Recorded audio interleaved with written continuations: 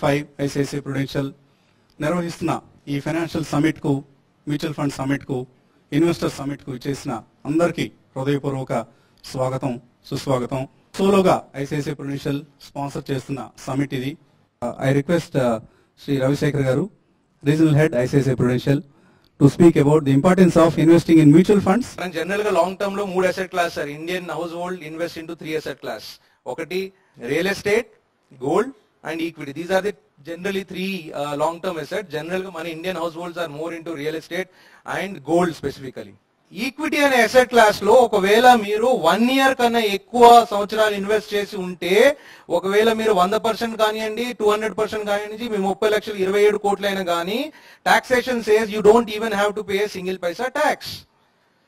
The same thing when you go to your safest asset, which is your fixed deposit, they are saying that if you are earning very well, pay me 30%. If you are in 20%, pay me 20%. Okay. So equity and asset class, మీకు long term లో it has given you best returns, better post inflation returns, similarly post tax returns.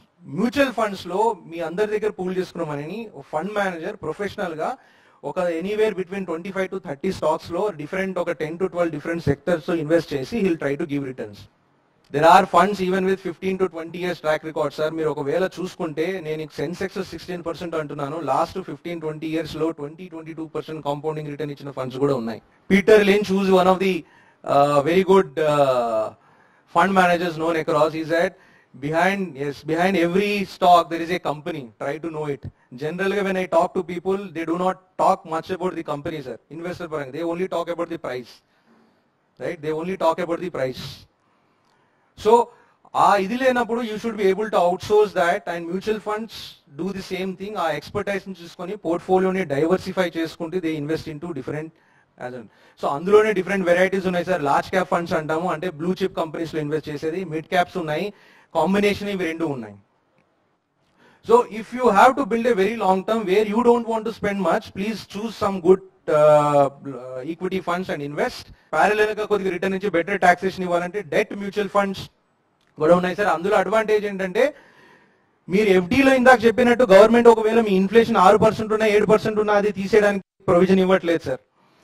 Debt mutual fund లో అవన్నీ ఏంటంటే corporate securities, certificate of deposits, corporate bonds లో invest చేస్తారు, are government securities లో invest చేస్తారు.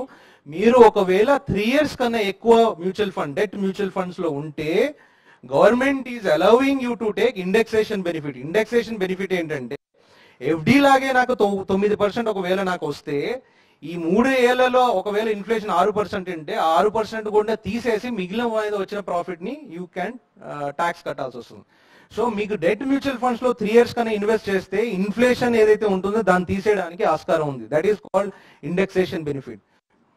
Mutual fund is today a 13 lakh crores regulated industry. Mutual fund is something which is regulated by SEBI. Okay, to get into that regulated industry, last and least ప్రతి ఒక్క అంశంలో మీకు tax benefit కానీ equity returns ఇచ్చే అంశం ఉంది sir. ఈ రోజు ఏటీసీ గురించి ఏ ఇన్వెస్ట్మెంట్స్ చేస్తున్నాం సార్ మనం జనరల్ గా? ELSS. Okay, out of 10 investors, 8 investors are investing into LIC. I am saying nothing wrong in it.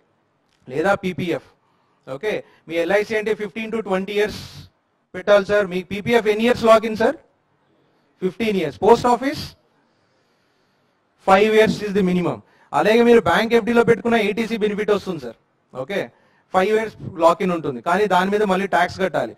ELSS schemes, equity linked savings scheme, is the only scheme which gives you ATC benefit with only 3 years lock in. ఆ 3 years lock in ఉండి ATC benefit ఇచ్చే ఎటువంటి instrument market లో లేదు sir. Equity returns పొందండి, మీకు వచ్చే dividends అన్ని ట్యాక్స్ ఫ్రీ, మీకు 3 years తర్వాత వచ్చే రిటర్న్ అంతా tax free, you will still get ATC. And historically last 15 years return చూసుకున్నా పీపీఎఫ్ కి ELSS కంపేర్ చేసుకుంటే ELSS schemes have given you better return. So మొత్తం అమౌంట్ ఇన్సూరెన్స్ లో కానీ లేదా పీపీఎఫ్ కాకుండా some amount please allocate it to equity linked saving schemes also. One product or one feature which you can take of mutual fund everywhere. సొంతంగా మీరు rich అవ్వాలంటే there is one more EMI scheme sir. We call it as easy monthly investment. Okay, easy monthly investment. We in mutual fund language we also call it as systematic investment plan. So ఈ మార్కెట్లు పైకి కిందకి వెళ్తున్నాయని భయపడకుండా every month అంటే market పడినప్పుడు సంతోషపడతారు sir SIP investors. General మా దగ్గర వచ్చే ఇన్వెస్టర్స్ దాదాపుగా ఆల్మోస్ట్ మన ఏపీలో through mutual funds SIP only through mutual fund SIP దాదాపుగా 100 crores ఇన్వెస్ట్మెంట్ ఎవ్రీ మంత్ అవుతుంది. వాళ్ళు మార్కెట్ పడినప్పుడు హ్యాపీ అవుతారు, ఎందుకంటే మార్కెట్ పడినప్పుడు నా ఇన్స్టాల్మెంట్ వస్తుంది కదా సార్, తక్కువ రేట్లో కొనుక్కుంటాను.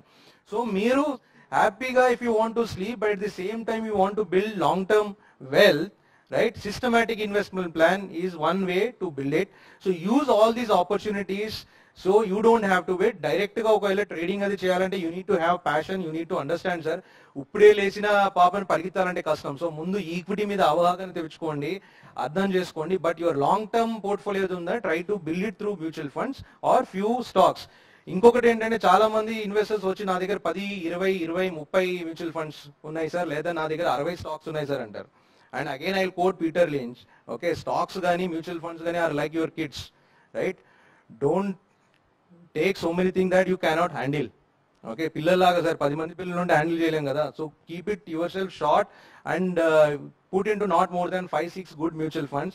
Adi stocks kuda vartistundi if you are a long term investor. So kindly use this professional expertise of mutual funds and invest for your long term. And of course I wish everybody in this auditorium that they will be crorepati's in very few years from now. Thank you so much.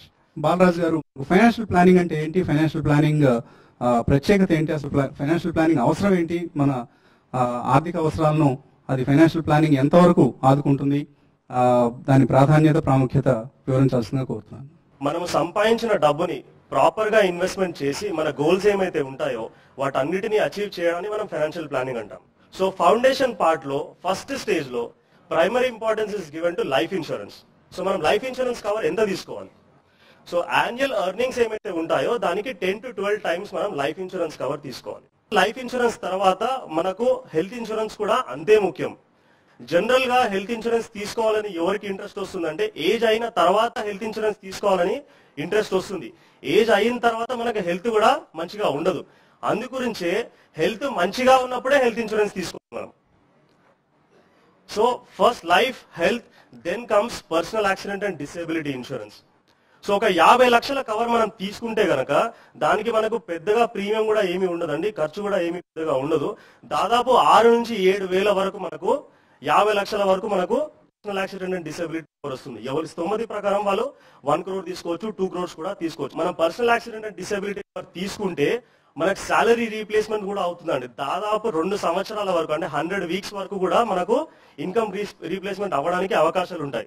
So life insurance, health insurance, disability insurance, దీంతో పాటు మనం ఎలాంటి emergency situation అయినా ఎదుర్కొనడానికి మన దగ్గర emergency fund ఉండాలి. Minimum 3 months of monthly commitment should be in the form of emergency fund, maximum 6 months.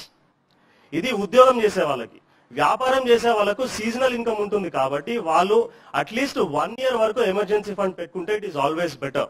ఈ రోజు ఏ పేరెంట్స్ అడిగినా గానీ మీకు రిటైర్మెంట్ ప్లానింగ్ ముఖ్యమా లేదంటే మీ పిల్లల భవిష్యత్తు గురించి వాళ్ళ మైల్ స్టోన్ ప్లానింగ్ ముఖ్యమా అంటే మనకు ఆన్సర్ జనరల్ గా మైల్ స్టోన్ ప్లానింగ్ ముఖ్యమని ఆన్సర్ వస్తుంది. ఫస్ట్ మనము రిటైర్మెంట్ ప్లానింగ్ కి ఇంపార్టెన్స్ ఇవ్వాలి, దాని తర్వాతనే చిల్డ్రన్స్ మైల్ స్టోన్ ప్లానింగ్. ఈ 2 stages అయిపోయిన తర్వాత then the last stage is attaining financial freedom. First what I earn, దాని తర్వాత వాట్ ఐ ఓన్, మన ఆస్తులు ఎంత ఉన్నదనేది కూడా మనకు తెలియాలి.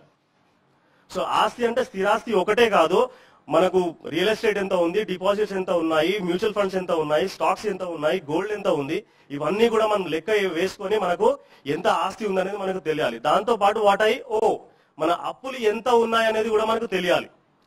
మనం అందరం క్రోర్పతి కావాలనుకుంటాం కదా. One simple ratio we have to remember, 15:15:15. 15,000 రూపాయలు 15 సంవత్సరాలు 15% రాబడి వచ్చేటట్టు మనం ఇన్వెస్ట్మెంట్ చేసుకుంటే గనక it will lead to accumulating 1 crore wealth అండి. 15% రిటర్న్ అచీవ్ చేయడం పెద్ద కష్టమైన విషయం ఏమీ కాదండి. 5 సంవత్సరాల కంటే మన దగ్గర ఎక్కువ టైం ఫ్రేమ్ ఉంటే గనక మనం లాస్ట్ 15-20 years ట్రాక్ రికార్డ్ చూస్తే గనక చాలా వరకు మంచి మ్యూచువల్ ఫండ్స్ ఏమైతే పర్ఫార్మ్ చేసాయో అంతకంటే ఎక్కువ రిటర్న్ ఇచ్చాయి. But our expectation should be around 15%. All the best అండి. థ్యాంక్ యూ బాలరాజ్ గారు, చాలా వాల్యుబుల్ ఇన్ఫర్మేషన్ ఇచ్చారు. సో అందరూ ఈ అంశాన్ని గుర్తుంచుకుంటారని ఆశిస్తున్నాం. 15 ఏదో పెద్దవాళ్ళ సమావేశం, పిల్లలకి దీంతో ఏంటి సంబంధం అనుకోవద్దండి. వాళ్ళని కూడా at least from their 15th year onwards వాళ్ళని కూడా ఫైనాన్షియల్ లిటరేట్స్ని చేద్దామండి. అందరం వాళ్ళని ఇంజనీర్లు చేస్తాం, డాక్టర్స్ని చేస్తాం, చార్టెడ్ అకౌంటెంట్స్ని చేస్తాం, రకరకాల గొప్పగా వ్యక్తులుగా తీర్చిదిద్దాలనుకుంటాం. బట్ దానిలో భాగంగా ఫైనాన్షియల్ లిటరసీని కూడా వాళ్ళకి అందించడం అతి ముఖ్యమైన విషయం. ఇది ఏదో పెద్దవాళ్ళకి సంబంధించిన విషయం అనుకోవద్దు. చాలా దర్జాగా ఫోజు కొడుతూ వచ్చేస్తుంటాం, ఇదేదో మీకు సంబంధించిన విషయం కాదురా, మేము మాత్రం వెళ్ళాలనుకుంటూ. సో వాళ్ళకు కూడా అలవాటు చేద్దామండి. ఎందుకంటే వాళ్ళు డాక్టర్లు, ఇంజనీర్లు అయిన తర్వాత, సంపాదన బిగిన్ చేసిన తర్వాత ఎక్కడ ఇన్వెస్ట్ చేయాలనేది పెద్ద సమస్య అవుతుంది. ఏదో ఫ్రెండ్స్ చెప్పింది వినేసి కార్లు కొంటారు, ఈఎంఐలు కట్టేస్తూ ఉంటారు. దానికంటే కూడా చక్కగా వైజ్గా ఇన్వెస్ట్ చేయగలిగితే, యంగ్ ఇయర్స్ అంటే మన వాళ్ళు చెప్తూ ఉంటారు ఫైనాన్షియల్ ప్లానింగ్లో, ఎక్కువ చాలా యంగ్ ఏజ్ నుంచి ఇన్వెస్ట్ చేస్తే ఎక్కువ మొత్తం జమ చేసుకోగలుగుతాం అని. సో దానికి మనం వాళ్ళని ప్రిపేర్ చేసిన వాళ్ళం అవుతాం. Q&A తీసుకుందాం అండి. సార్, నేను ఒక రిటైర్డ్ ఎంప్లాయీని. 15 అంటున్నారు కదా, దీంట్లో చేస్తే ఎంతవరకు చేయాలి ఇన్వెస్ట్మెంట్? ఇప్పుడు నా దగ్గర ఒక 10 లక్షలు ఉన్నాయి అనుకుందాం అనుకోండి, 10 లక్షలు మ్యూచువల్ ఫండ్ లో పెట్టొచ్చా, లేదా ట్యాక్స్ సేవింగ్ కొరకు 1.5 lakhs ఇది రెమిషన్ వస్తుంది కనుక 80లో అంతవరకు పెట్టేసి మిగతా ఫిక్స్డ్ డిపాజిట్ లో పెట్టుకోవాలా? ఈ రోజు మనం ఫిక్స్డ్ డిపాజిట్ లో పెట్టుబడి పెడితే ఇప్పుడు వడ్డీ రేట్లు తగ్గుముఖంలో ఉన్నాయి. దాదాపు మనకు 8-8.5% వరకు, సీనియర్ సిటిజన్స్ అయితే దాదాపు 8.5-9 చాలా అతి తక్కువ బ్యాంక్స్ ఇస్తున్నాయండి. సో 8-8.5 వరకు రిటర్న్ వస్తుంది అనమాట. సో దీంతో పాటు ఇంకా వేరే ఇన్కమ్ కనుక ఉంటే, పెన్షన్ ఇన్కమ్ కావచ్చు, కొందరికి రెంటల్ ఇన్కమ్ కూడా ఉంటుంది అనమాట. ఇలాంటి వాళ్ళు 10% స్లాబ్ లో ఉంటే గనక ఫిక్స్డ్ డిపాజిట్ లో పెట్టుకోవచ్చు, ప్రాబ్లం ఏమీ లేదు. 20% లేకపోతే 30% స్లాబ్ లో ఉంటే గనక డెట్ మ్యూచువల్ ఫండ్ లో ఇన్వెస్ట్మెంట్ చేసుకుంటే ఇట్ ఈస్ ఆల్వేస్ బెటర్ అండి. అండ్ లో డ్యూరేషన్ ఫండ్స్ అంటే 2 లేకపోతే 3 సంవత్సరాల యావరేజ్ మెచ్యూరిటీ ఉన్న డెట్ మ్యూచువల్ ఫండ్స్ ని సెలెక్ట్ చేసుకుంటే కనుక దీన్ని అక్రూవల్ ఫండ్స్ అంటాం మనం జనరల్ గా. సో ఇలాంటి ఫండ్స్ లో ఇన్వెస్ట్మెంట్ చేసుకుంటే మనకు worst case scenario fixed deposit లో ఏమైతే రిటర్న్ వస్తుందో అంతే వస్తుంది.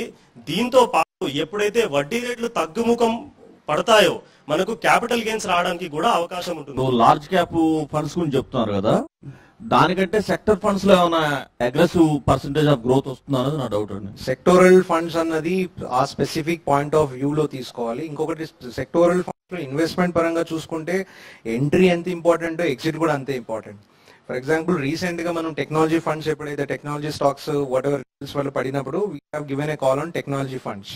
ఓకే, టెక్నాలజీ ఫండ్స్ లో ఇన్వెస్ట్ చేయమని క్లియర్ గా చెప్పాము. అయితే లాంగ్ టర్మ్ పర్స్పెక్టివ్ లో ఏమైనా చూసుకుంటే, rather than looking at 10-15 years చూసుకోవాలంటే FMCG funds have given you good returns.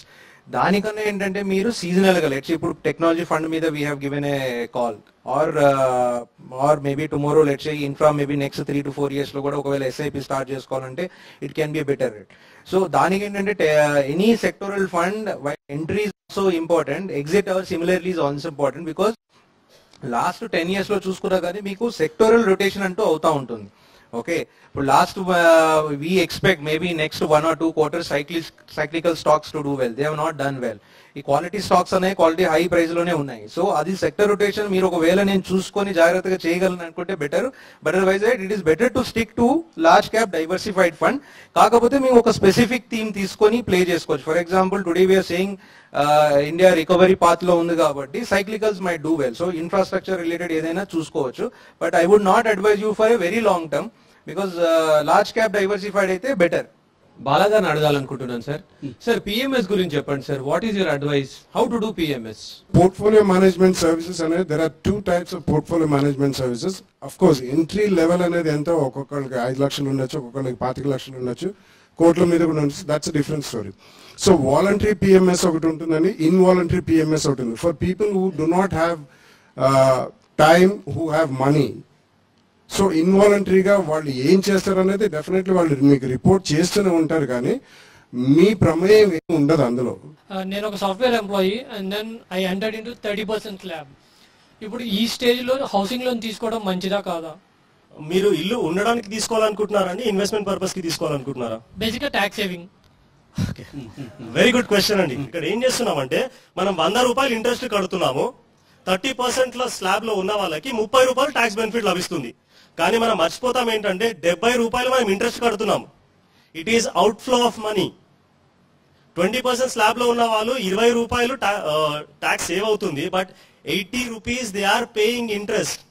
So ఇల్లు కావాలి అని అంటే కన్జంప్షన్ పర్పస్ కి కొనుక్కోవాలి తప్ప ఇంతకుముందు మాట్లాడినట్టు 15-20 సంవత్సరాలు ఒక ప్లేస్ లో ఉంటామని ఖచ్చితంగా తెలిస్తే కన్జంప్షన్ పర్పస్ కి తీసుకోవాలి తప్ప ఇన్వెస్ట్మెంట్ రిలేటెడ్ గానీ అండ్ ట్యాక్స్ బెనిఫిట్ దొరుకుతుందని కానీ మాత్రము ఎట్టి పరిస్థితుల్లో తీసుకోకూడదు. ఫ్రెండ్స్ అంతా పనిచేస్తున్నారు, యుఎస్ లో పనిచేస్తున్నారు. యాక్చువల్ గా వాళ్ళు ఇండియాలో మ్యూచువల్ ఫండ్స్ లో ఇన్వెస్ట్ చేయవచ్చా? ఎన్ఆర్ఐస్ ఇన్వెస్ట్మెంట్ చేయాలంటే unfortunately 2 countries and major contributing countries ఏమైతే ఉండేటివో యుఎస్ అండ్ కెనడా చాలా వరకు ఏఎంసీస్ అంటే mutual fund companies are not accepting because of FATCA rules. మొన్ననే మనం ఫాట్కా అగ్రిమెంట్ కూడా సైన్ చేశాము. So cost of compliance for mutual fund companies is very high. అంటే వాళ్ళు ఆడిటింగ్ చేసి ఈ డీటెయిల్స్ అన్ని కూడా యుఎస్ గవర్నమెంట్ కి పంపించాలి అండ్ అది కాస్టింగ్ ఎక్కువ అవుతుంది. ఆ కంప్లయన్స్ కూడా ఫాలో కానిచో వాళ్ళకు పెనాల్టీస్ కూడా చాలా అధికంగా ఉన్నాయి. అందుకోసమే ఇది తప్పించుకోవడానికి they are not accepting. ELSS లో నేను ఇన్వెస్ట్ చేశాను అనుకోండి, ఇన్వెస్ట్ చేసిన తర్వాత 3 years locking. After 3 years I can actually take the money out when ever I want. Market peak లో ఉన్నప్పుడు తీసుకుందామన్న ఉద్దేశంతో 2-3 సార్లు ట్రై చేశాను. But it didn't work out. It was only allowing me to take out the money only from 1st to 5th of the month. దానికి ఒకటి first question. అటువంటి condition ఉందా ఏదైనా? ELS లో అటువంటి కండిషన్స్ ఏమి లేవు sir.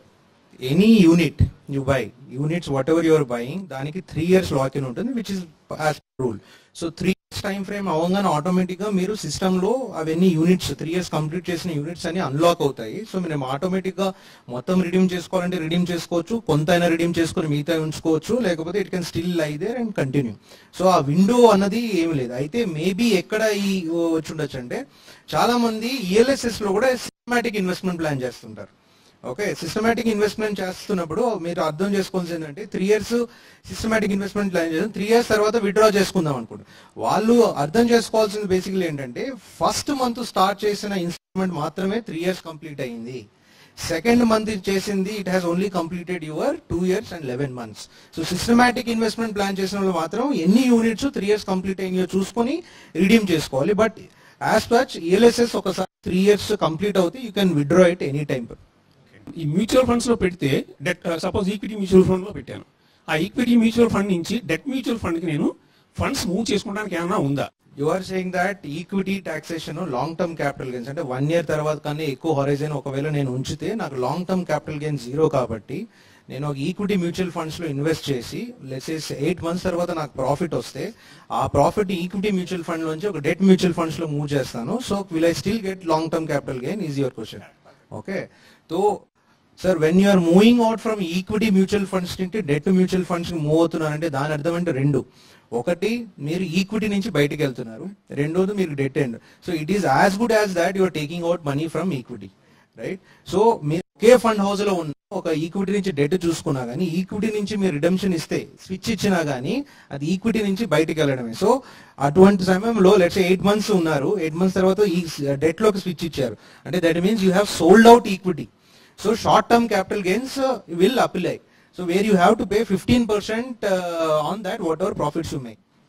So it is not right that okay mutual fund లో ఉన్నా గానీ ఈక్విటీ నుంచి నేను డెట్ మూవ్ చేసినా లేదా ఒక ఈక్విటీ స్కీమ్ నుంచి ఇంకొక ఈక్విటీ స్కీమ్ మూవ్ చేసినా గానీ షార్ట్ టర్మ్ క్యాపిటల్ గెయిన్ అవుతుంది. My present question is 15:15:15. It's a formula you have specified. True.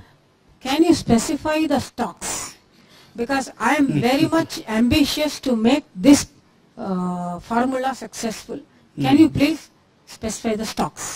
So మీరు 15 సంవత్సరాలు వేచి ఉండడానికి సిద్ధంగా ఉన్నారు. Yes. 15% రిటర్న్ ఎందులో వస్తుందని అడుగుతున్నారు. Any large cap diversified fund ఒక మంచి పోర్ట్ఫోలియో క్రియేట్ చేసుకుంటే గనక ఒక 5 నుంచి 7 ఫండ్స్ మధ్యలో మనం పోర్ట్ఫోలియో క్రియేట్ చేసుకొని దాదాపు ఒక 75 నుంచి 80% వరకు లార్జ్ క్యాప్ ఈక్విటీ ఫండ్స్ లో ఇన్వెస్ట్మెంట్ చేసుకొని 25 నుంచి 20% వరకు మిడ్ క్యాప్ ఫండ్స్ లో ఇన్వెస్ట్మెంట్ చేసుకుని చేస్తే కనుక మంచి పోర్ట్ఫోలియో క్రియేట్ అవుతుంది. 10 years కంటే అబౌవ్ ఏదైతే ట్రాక్ రికార్డ్ ఉందో ఫండ్స్ లాస్ట్ 10 years కంటే అబౌవ్ 5 to 10 years కంటే ఎక్కువ ట్రాక్ రికార్డ్ ఉన్న ఫండ్స్ మంచిగా పర్ఫామ్ చేస్తున్నవి కన్సిస్టెంట్ గా పర్ఫామ్ చేసిన ఫండ్స్ ని ఎంచుకుంటే గనక మనకు 15% రాబడి రావడానికి అవకాశాలు చాలా ఎక్కువ అండి. ఎగ్జాంపుల్స్ తీసుకుంటే మనకు ICICI Prudential value discovery fund ఉందండి. అది కూడా మనకు లాస్ట్ 3 years లో 5 years లో 10 years లో చాలా మంచిగా చేసింది. And ICICI Prudential dynamic plan it has not completed 10 years. Dynamic plan కూడా మనకు మంచిగా పర్ఫామ్ చేసింది. అండ్ కొన్ని ELSS స్కీమ్స్ కూడా మనకు చాలా మంచిగా పర్ఫార్మ్, ట్యాక్స్ ప్లాన్ కూడా ఉంది, ICICI Prudential tax plan. So అందరూ కోటీశ్వరులు కావాలి అన్న లక్ష్యంతో TV5 ఐసిఐసిఐ ప్రుడెన్షియల్ నిర్వహించిన ఈ ఇన్వెస్టర్ సమ్మిట్ కి విచ్చేసిన అందరికీ పేరు పేరున ధన్యవాదాలు తెలియజేసుకుంటున్నాం. థ్యాంక్ యూ ఇక్కడికి విచ్చేసినందుకు. Keep watching TV5.